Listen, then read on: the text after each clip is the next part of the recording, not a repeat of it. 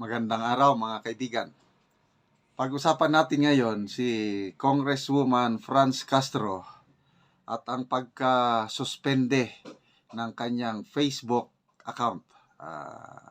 Ano bang dahilan at ano bang reaksyon niya? Kasi usually ang mga nasususpende na Facebook account yung mga DDS vloggers. Grabe, gusto nilang patahimikin. Bakit itong si Congresswoman Castro nasuspinde rin ang Facebook account? So, pakinggan natin itong balita ng UNTV.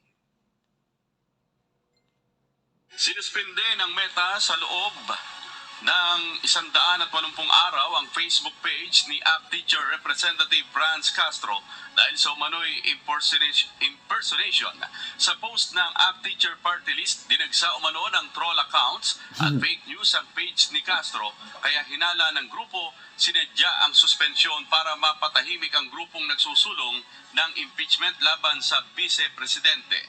Dahil dito, nagpahayag ng pagkondena ang grupo sa hakbang ng suspension at nananawagan na ibalik na ang account at itigil ang pagpigil sa malayang pagpapahayag sa pamamagitan ng social media. Maraming fake na balita sa page ni Congresswoman Castro. Kaya nasuspende. Hindi ako follower ni Congresswoman Castro, Kaya hindi ko nasusubaybayan ang kanyang mga post. Kaya lang, I'm sure, sigurado yan tungkol sa impeachment ang laman, tungkol sa paninira niya sa mga kay BP Sara. So, ano ba yan? Sino ang So, ang hinala ni Congresswoman Castro, troll farms, may nagsadya nga nagpasok ng mga fake news sa kanyang page, kaya sinuspende ng Meta. Ganyan na po ang labanan ngayon sa labanan ng troll farms, labanan ng kaya mag-ingat po tayo. Ingat ako sa mga ganyan, fake news, baka madamay pa ako na nag-i-spread ng misinformation, disinformation. At anyway, mababawi man yan kung sino ba yung latest na si MG Kiambao, isang DDS vlogger na hack ata yung kanyang Facebook page. Mabuti na lang may tumulong sa kanya ng mga IT expert, nabawi niya. Kaya lang yung iba, sina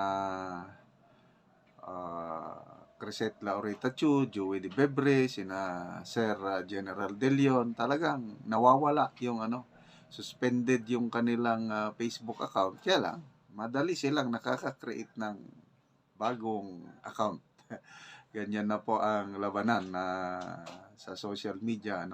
Okay, speaking of misinformation o fake news, yung sa Pangulong Marcos Jr., dalawa yung magkasunod na, tawag dito misinformation. Siguro, kulang lang siya sa kaalaman.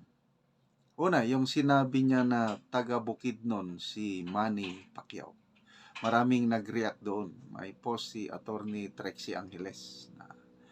Kaya, hindi ba yun matawag na misinformation? Hindi naman sinasadya. Kasi, sinasabi ni Senator Manny Pacquiao, siya taga Jensan siya siguro, yun lang, naipanganak siya sa Kitaw-Taw, Bukidnon. Correct me if I'm wrong. Doon naipanganak. But long ago, lumipat na sila sa Jensan, doon na lumaki si Manny Pacquiao sa Jensan. Kaya, pati residence niya, butante siya, Jensan, kaya nga nagkakandidato siya doon. So, to me, kung taga saan si Manny Pacquiao, he's not from Bukidnon.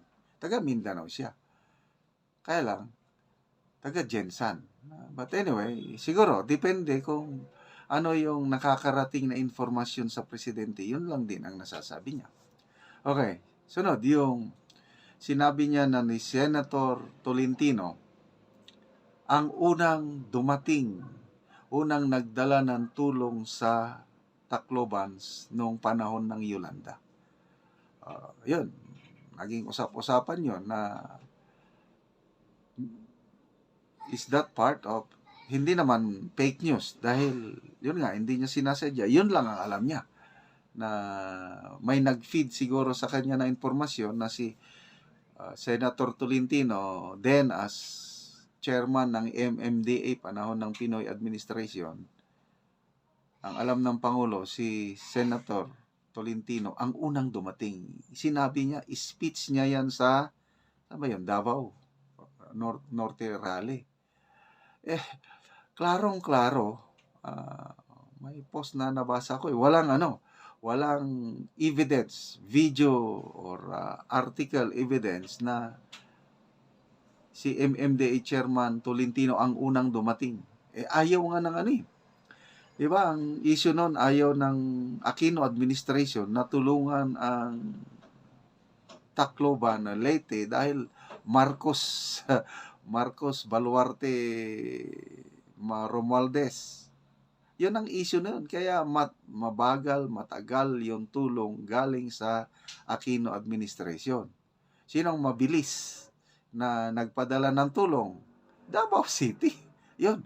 Ang daming video evidence. Yun ang usapan sa social media na pati si Congressman Martin Romualdez maraming beses na sinasabi niya na Duterte talaga ang unang dumating.